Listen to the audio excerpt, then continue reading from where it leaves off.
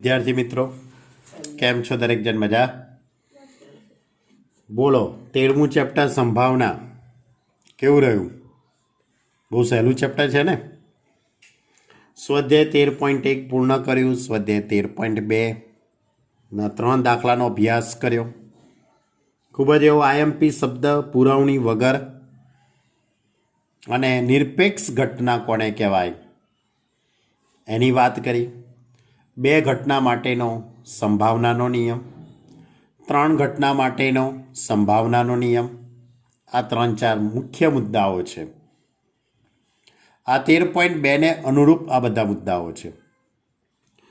तो चलो विद्यार्थी मित्रों आपणे आगळना दाखलानी शरूआत करीए। हवे क्वेश्चन नंबर 4 13.2 नो क्वेश्चन नंबर 4 शुं कहेवा मांगे छे? पहला तो रकम ने खूब शांति थी वाँचवी पड़े, समझवी पड़े। एक समतोल सिक्का अने एक समतोल पासा ने उछाड़वामां आवे छे। धारो के घटना ए सिक्का पर छाप मळे ते अने घटना बी पासा पर 3 मळे ते दर्शावे छे। घटनाओ ए अने बी निरपेक्ष छे के नहीं ते चकासो। एक समतोल सिक्का अने एक समतोल पासा ने उछाड़वानो छे। आ प्रयोग छे आपणो। तो आ प्रयोग साथे संकळायेल निदर्शावकाश पहला तो आपणे विचारी लईए।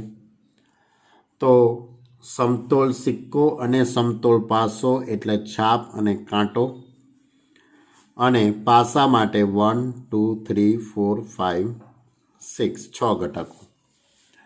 हवे निदर्शावकाश एच एस बराबर शू आई सके? H1 H2 H3 H4 H5 H6। हवे टी जोड़े तो T1 T2 T3 T4 T5 T6। એટલે કે એનો અર્થ એવો થયો કે નિદર્શાવકાશની અંદર ટોટલ 12 ઘટકો આવશે એટલે n = 12। હવે ઘટના એ એટલે કે सिक्का पर छाप मळे ते घटना। सिक्का पर छाप मळे ते घटना। तो सिक्का पर छाप मळे ते घटनाओ एटले आ 4 घटको थवाना, 6 घटको थवाना। एटले A = H1 H2 H3 H4 H5 અને H6। ક્લિયર? આમાં 6 ઘટકો આવશે।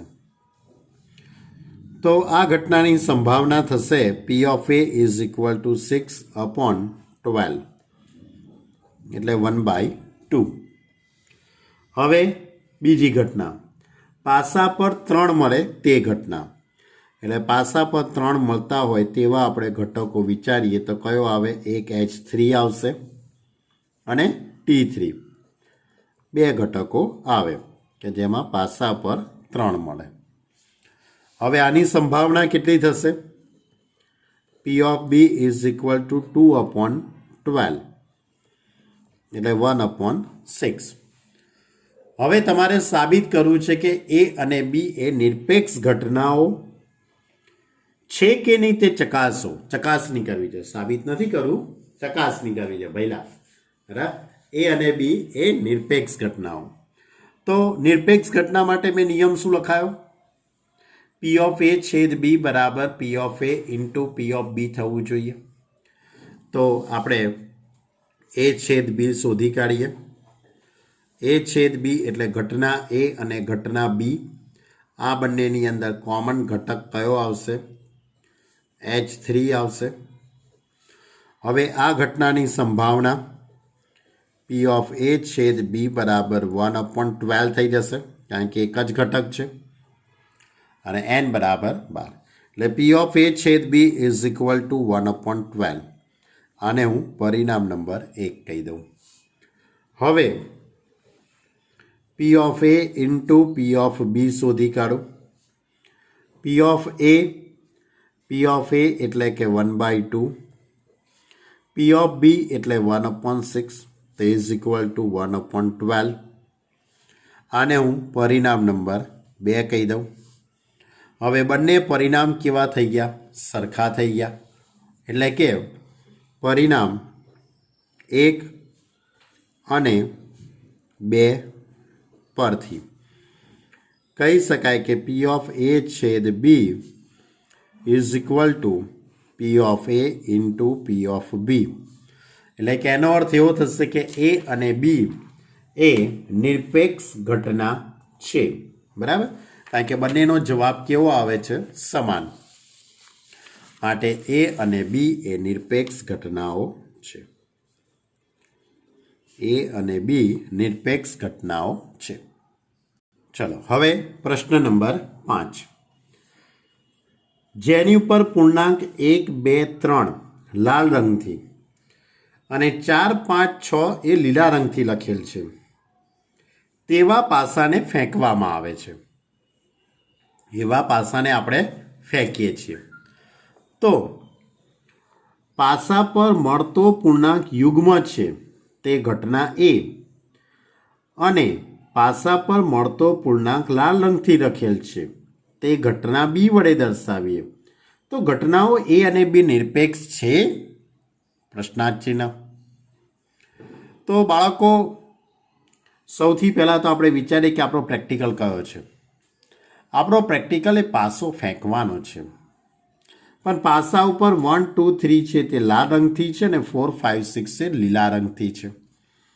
એટલે કે એનો અર્થ એવો થયો કે નિદર્શાવકાશની અંદર 6 ઘટકો આવશે. 1, 2, 3, 4, 5, 6 એટલે n ઇઝ ઇક્વલ ટુ 6. હવે ઘટના એની અંદર મળતો પૂર્ણાંક યુગ્મ છે. એટલે મળતો પૂર્ણાંક યુગ્મ હોય તો યુગ્મ કઈ સંખ્યા? 2, 4, 6. બરાબર? હવે આની સંભાવના પી of A is equal two 3/6 એટલે 1/2 થશે. હવે ઘટના બી તરીકે શું લખેલું છે? ઘટના બી તરીકે પૂર્ણાંક લાલ રંગથી લખેલ છે. તો લાલ રંગથી કયા પૂર્ણાંકો છે? 1, 2 અને 3 આ લાલ રંગથી લખેલા છે. એટલે 1, 2 અને 3 આવશે. બરાબર? હવે આની સંભાવના કેટલી થશે? તો P of B is equal to આની સંભાવના 3/6 એટલે 1/2 થઈ જશે આની. હવે આ બંનેનો છેદગણ તો એ છેદ બી. તો અહીંયા 2, 4, 6 અને 1, 2, 3 આ બંનેનો છેદગણ કેટલો થઈ જશે? 2 થઈ જશે. તો પી ઓફ એ છેદ બી ઇઝ ઇક્વલ ટુ 1/6. હવે P of A into P of B શોધી કાઢું. તો પી ઓફ એ એટલે 1/2, પી ઓફ બી એટલે પણ 1/2 ઇઝ ઇક્વલ ટુ 1/4. આનો જવાબ 1/6 છે. આનો જવાબ 1/2 છે. આ 1/4 છે. બંનેના જવાબ કેવા છે? અલગ અલગ.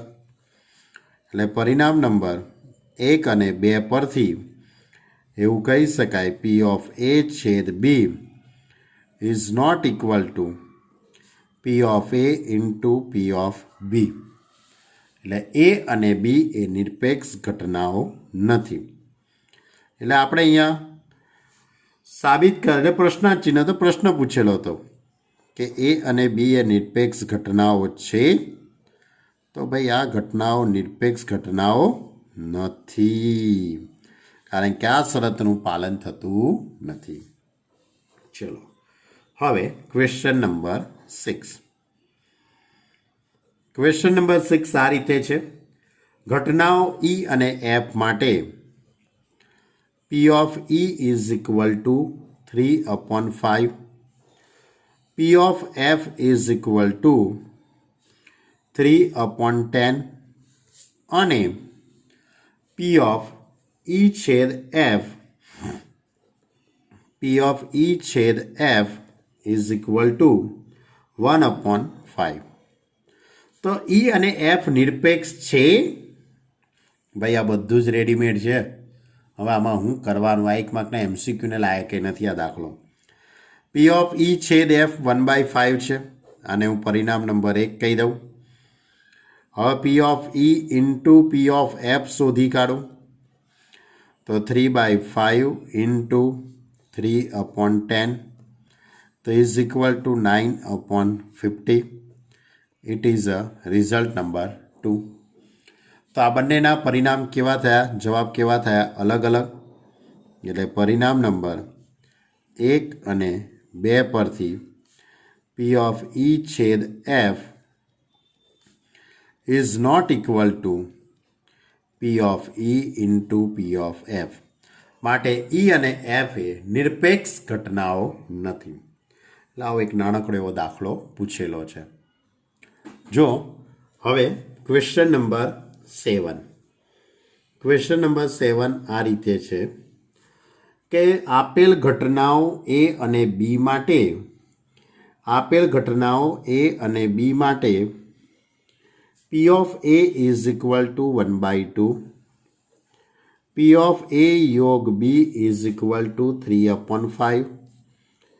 P of B is equal to P. આપેલ છે, આ વસ્તુઓ તમને આપેલ છે. તો પહેલો દાખલો પરસ્પર નિવારક ઘટનાઓ. બીજો દાખલો છે કે નિરપેક્ષ ઘટનાઓ હોય તો P શોધો. પહેલો દાખલો છે પરસ્પર નિવારક ઘટનાઓની વાત કરી છે. તો કોઈ પણ બે ઘટના પરસ્પર નિવારક ક્યારે હોય? બરાબર, પરસ્પર નિવારક ઘટનાઓ હોય તો P of A એટલે કે A છેદ B, પહેલાં અહીં લખીશું કે A અને B પરસ્પર નિવારક ઘટનાઓ છે.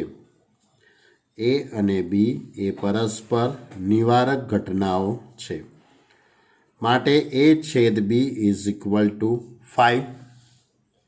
A છેદ B ઇઝ ઇક્વલ ટુ 5 માટે P ઓફ A છેદ B ઇઝ ઇક્વલ ટુ શું થઈ જશે? 0 થઈ જશે. હવે તમારી જોડે P ઓફ A યોગ બીનું સૂત્ર તો છે જ 11મા ધોરણનું. શું થાય? P of A plus P of B minus P of A છેદ B. પરંતુ બાળકો P ઓફ A છેદ B તો શૂન્ય. હવે P ઓફ A યોગ B કેટલા છે તમારી જોડે? 3/5. એટલે એની જગ્યાએ હું 3/5 લખું. P ઓફ A ની કિંમત 1/2. P ઓફ B ની કિંમત P છે અને A છેદ B ની કિંમત કેવી થશે? 0. હવે તમારે તો ભાઈ P શોધવાનો છે. એટલે small p is equal two શું લખી શકાય? 3/5 માઇનસ 1/2. તો p is equal two 1/10. Clear? p is equal two 1/10. હવે આમાં જ બીજો દાખલો છે કે જો A અને B નિરપેક્ષ ઘટનાઓ હોય તો P શોધો. A અને B એ નિરપેક્ષ ઘટનાઓ છે. A અને B નિરપેક્ષ ઘટનાઓ છે એટલે એનો અર્થ એવો થયો કહેવાય કે P ઓફ A છેદ B is equal two P of A into P of B થાય. હવે તમારી જોડે રકમની અંદર P ઓફ A યોગ B આપેલું છે. P ઓફ A યોગ B is equal two P of A plus P of B minus P of A છેદ B.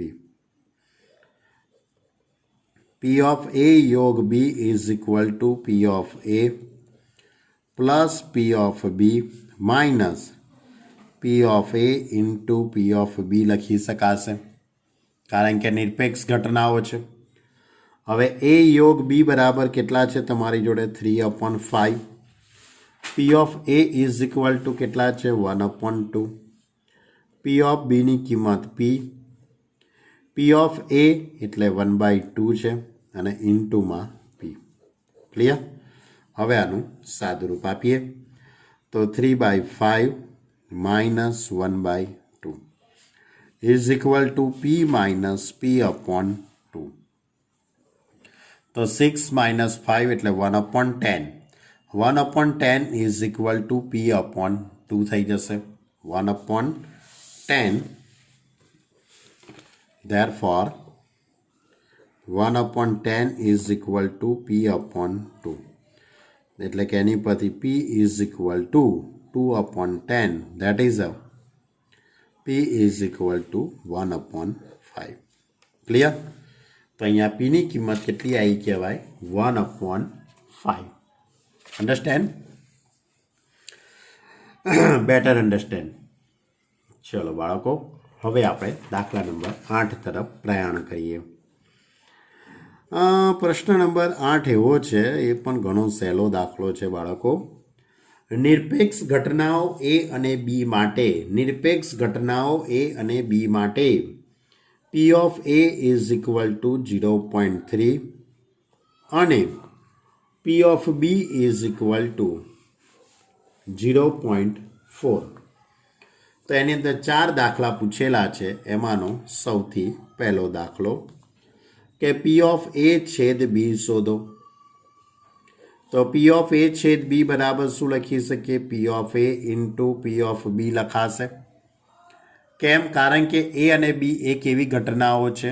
નિરપેક્ષ ઘટનાઓ છે. પી ઓફ એ એટલે 0.3 અને આ છે 0.4. 0.3 ઇન્ટુ 0.4 એટલે 0.12. હવે એમાં બીજો દાખલો. હવે આમાં બીજો દાખલો એવો છે કે પી ઓફ એ યોગ બી શોધો. પી ઓફ એ યોગ બી. તો P of A plus P of B minus P of A છેદ બી. આ સૂત્રનો આપણે ઉપયોગ કરીશું. હવે P of A plus P of B minus P of A into P of B લખી શકાય. કેમ બાળકો? કારણ કે એ અને બી એ નિરપેક્ષ ઘટનાઓ છે. હવે પી ઓફ એ બરાબર કેટલા છે તમારી જોડે? 0.3. પી ઓફ બી બરાબર 0.4 અને પી ઓફ એ છેદ બી એટલે 0.12. તો 0.7 માઇનસ 0.12 બરાબર. આ બંનેનું બાદબાકી કરી કાઢીએ બાળકો તો 0.58 આવે. તમારે કેલ્સીની મદદથી ચકાસણી તો કરજો, બાકી મૌખિક રીતે આવડી જાય એવું છે. હવે એમાં ત્રીજો દાખલો છે પી ઓફ એ અપોન બી શોધો. પી ઓફ એ અપોન બી. તો પી ઓફ એ અપોન બીનું સૂત્ર શું બનશે? પી ઓફ એ છેદ બી અપોન પી ઓફ બી. પણ પી ઓફ એ છેદ બી એટલે P of A into P of B લખી શકાશે, છેદમાં પી ઓફ બી. તો પી ઓફ બી ઉડી ગયું એટલે is equal to P of A અને P of A is equal to 0.3. Okay, understand? P of A છેદ બી ઇઝ ઇક્વલ ટુ. જો હવે ચોથો દાખલો પી ઓફ બી અપોન એ. તો પી ઓફ બી અપોન એ એટલે પી ઓફ એ છેદ બી upon P of એ થઈ જશે. હવે પી ઓફ એ છેદ બી એટલે P of A into P of B છેદમાં P of A. P of એ ઉડી જશે એટલે P of B. P of બી બરાબર 0.4. ઓકે, તો આ હતો આપણો ચોથો દાખલો બાળક. તો આ રીતે એ અને બી નિરપેક્ષ ઘટનાઓ હોય તો એના આધારે તમારી જોડે 4 દાખલા હતા. ઘણા નાના નાના દાખલા છે, એમસીક્યુમાં પૂછાઈ શકે કોઈ પણ એક દાખલો. તો ચલો હવે આપણે 9મો દાખલો ગણીએ. ચલો હવે પ્રશ્ન નંબર 9. ક્વેશ્ચન નંબર 9 આ રીતે છે કે આ પણ ઘણો નાનકડો દાખલો છે, એમસીક્યુમાં જ પૂછાઈ શકે. જો ઘટનાઓ એ અને બી માટે P of A is equal to 1/4, P of B બરાબર 1/2 અને P of A છેદ B બરાબર 1/8 હોય તો P of A નહીં અને B નહીં શોધો. A નહીં અને B નહીં. હવે વચ્ચે અને એટલે છેદગણ. A નહીં એટલે A ડેશ અને B નહીં એટલે B ડેશ. એટલે તમારે A ડેશ છેદ B ડેશ શોધવાનો છે. એટલે દાખલાની અંદર આ રીતની માહિતી આપી છે. P of A is equal to 1/4 આપેલા છે. P of B is equal to P of B is equal to 1/2 આપેલા છે અને P of A છેદ B is equal to 1/8 આ રકમની અંદર આપેલ માહિતી છે. તો એની ઉપરથી તમારે P of A ડેશ છેદ B ડેશ બરાબર કેટલા થાય? A નહીં અને B નહીં. હવે આપણે અહીંયા દ મોર્ગનના નિયમનો ઉપયોગ કરવો પડે બાળકો. તો દ મોર્ગનના નિયમ પ્રમાણે P of A યોગ B A યોગ B નો હોલ ડેશ થવાનો. બરાબર. તો સૌથી પહેલાં તો આપણે આને બીજી પણ રીતે કહી શકીએ કે આ બંનેનો ગુણાકાર આના જેટલો થાય છે. જો 1/4 into 1/2 તો 1/8 થઈ જવાનું. એટલે એનો અર્થ એવો પણ થઈ ગયો કહેવાય બાળકો કે P of A છેદ B is equal to P of A into P of B થાય છે. માટે A અને B એ નિરપેક્ષ ઘટનાઓ છે.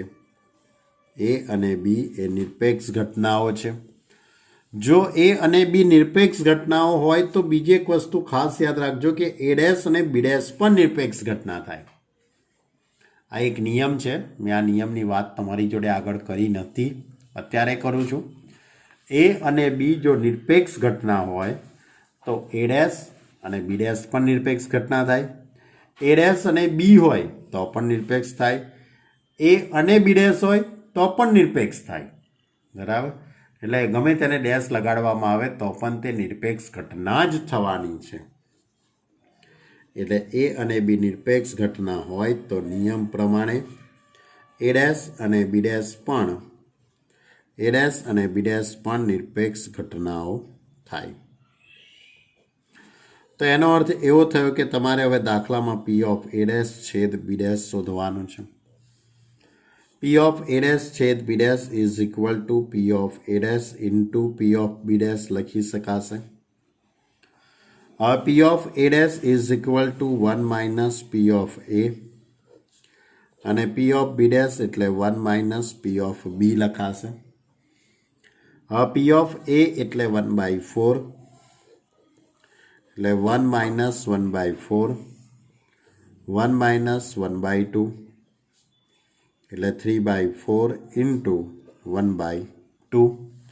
એટલે એની ઉપરથી આનું સાદુરૂપ આપીએ તો 3/8. એટલે કે કહેવાનો અર્થ મારો એમ છે કે P of A dash છેદ B dash એટલે નિરપેક્ષ ઘટનાઓના નિયમનો ઉપયોગ કરી દીધો. ઓકે, ચલો હવે આપણે ક્વેશ્ચન નંબર 10. Question number 10. 10મો પ્રશ્ન પણ કંઈક નાનો જ છે. આમ તો જોવા જઈએ તો 11 સુધીના દાખલા બધા નાના જ છે. બરાબર. તો ઘટનાઓ A અને B માટે P of A is equal to 1/2. P of A is equal to 1/2.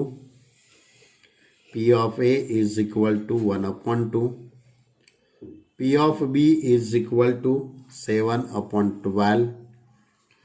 તો A નહીં અથવા B નહીં, એ 1/4 હોય તો A અને B નિરપેક્ષ ઘટનાઓ છે કે નહીં તે ચકાસો.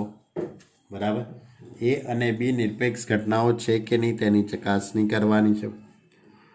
A નહીં એટલે A ડેશ, અથવા એટલે યોગ, B નહીં એટલે B dash, is equal two 1/4. એટલે પી ઓફ એ ડેશ યોગ બી ડેશ રકમની અંદર આપેલું છે. હવે તમારે એ છેદ બી પહેલાં વિચારવું પડશે બાળકો. તો પહેલાં હું અહીંયા એવું કંઈક વિચારી શકું કે આના માટે હું દ મોર્ગનના નિયમનો આપણે ઉપયોગ કરી શકીએ. બરાબર. અથવા તો દ મોર્ગનના નિયમનો પણ આપણે અહીંયા ઉપયોગ કરી શકીએ. પી ઓફ એ ડેશ યોગ બી ડેશ એટલે એને પી ઓફ એ છેદ બીનો હોલ ડેશ કહી શકાશે. આ રીતે દ મોર્ગનના નિયમ પ્રમાણે યોગનું શું થઈ જશે? છેદ. હવે ઉપરથી ડેશ કાઢવો હોય તો મારે 1માંથી શું કરવું પડે? બાદ. એટલે 1 માઇનસ પી ઓફ એ છેદ બી ઇઝ ઇક્વલ ટુ 1/4. માટે પી ઓફ એ છેદ B is equal to 1 minus 1/4 એટલે 3/4. એટલે પી ઓફ એ છેદ બી ઇઝ ઇક્વલ ટુ 3/4. હવે આપણે આ બેનો ગુણાકાર કરી દઈએ. આને હું પરિણામ નંબર 1 કહી દઉં. હવે આપણે શું કરીએ? P of A into P of B. P of A એટલે 1/2. પી ઓફ બી એટલે 7/12 તો ઇઝ ઇક્વલ ટુ 7/24 અને પરિણામ નંબર 2. તો આ બંનેના જવાબ કેવા થયા? અલગ અલગ થયા. એટલે કે એ અને બી એ નિરપેક્ષ ઘટનાઓ નથી. ક્લિયર? આ વસ્તુ ક્લિયર થઈ ગઈ. પરિણામ નંબર 1 અને 2 પરથી શું કહી શકાશે? પી ઓફ એ છેદ B is not equal to P of A into P of B. માટે એ અને બી એ નિરપેક્ષ ઘટનાઓ નથી. માટે એ અને બી એ નિરપેક્ષ ઘટનાઓ નથી. ઓકે બાળકો? ચલો ત્યારે હવે પ્રશ્ન નંબર 11. Question number 11. ચલો ક્વેશ્ચન નંબર 11 આ રીતે છે.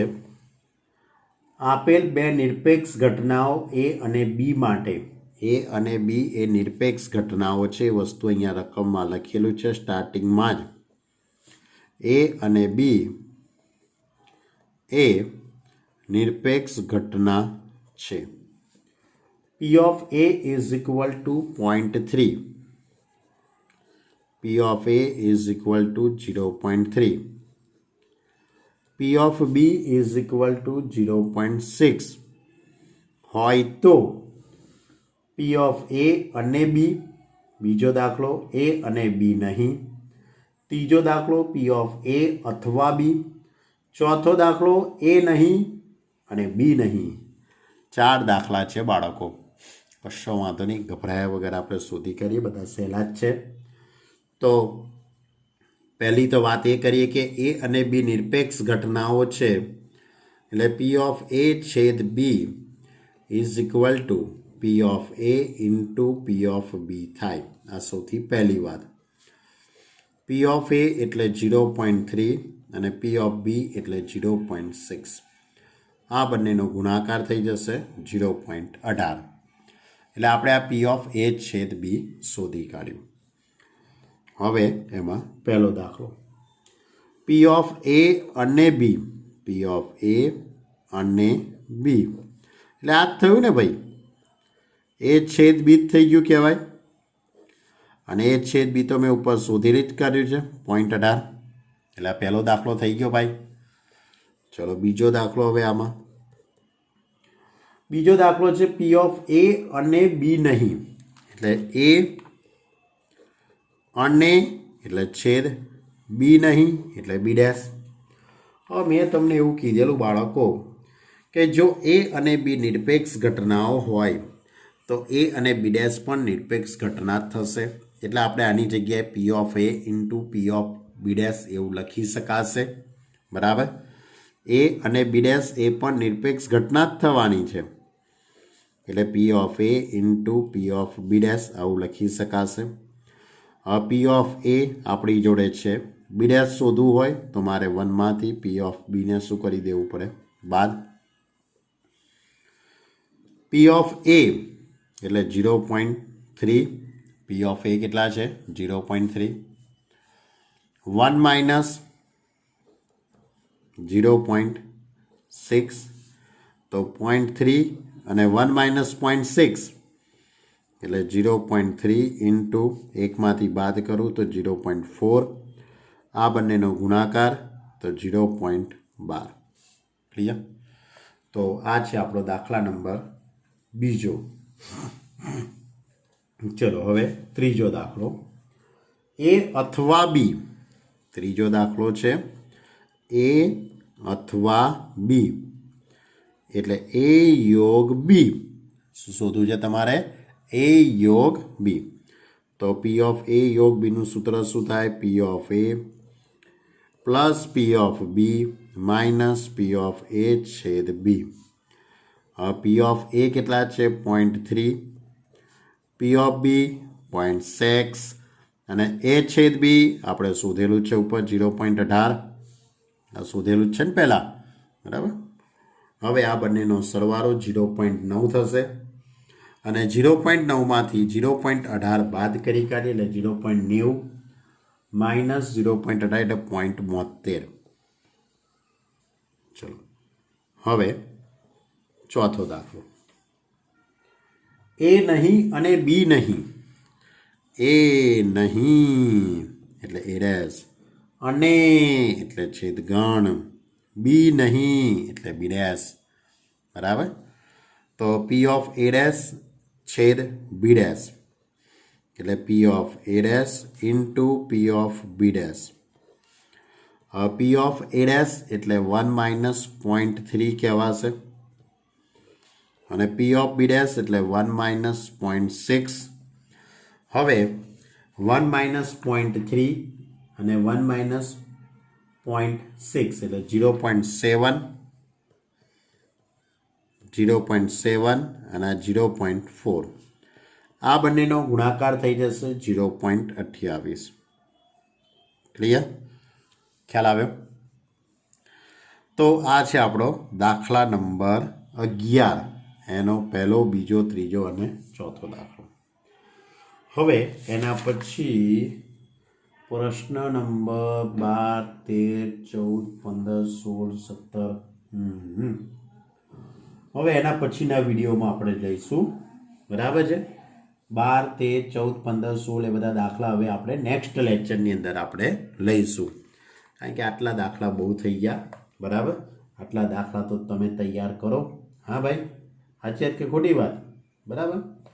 તો આજે આપણી વાતને અહીં સુધી રાખીએ છીએ. વધુ આપણે આવતા અંકે મળીશું. આવતા અંકે એટલે કે આવતા વિડીયોની અંદર આપણે સ્વાધ્યાય 13.2ને પૂર્ણ કરીશું. ક્લિયર? અને બીજી એક વાત કહું છું કે આગળના જરાક ઉદાહરણ વાંચતા રહેજો, ઉદાહરણ સોલ્વ કરતા રહેજો. 13.1 સુધીના તો કરી દેજો. 13.1 સુધીના તો ઉદાહરણ તમે ક્લિયર કરી દેજો. તો મારે પછી 13.2થી જ ચલાવવાના રહે, બરાબર. તો 13.1 સુધીના ઉદાહરણ કેટલા છે હું તમને કહી દઉં, તો તમે આવતા લેક્ચરની અંદર એ ઉદાહરણોની તમે જાતે ચર્ચા કરતા આવો. જે ન આવડે એ હું શીખવાડીશ, એમ તો ના નથી પાડતો, બરાબર. કેટલા ઉદાહરણ છે? 7 ઉદાહરણ છે. તો બાળકો આવતા લેક્ચરની અંદર આ 7 ઉદાહરણ તમારે ગણી લાવવાના છે, બરાબર. આ 7 ઉદાહરણ અને આ સ્વાધ્યાય 13.2ના 1 થી 11 દાખલા, બરાબર. આટલું કામ તમારે આવતા લેક્ચરની અંદર કરીને આવવાનું છે. Okay student, by.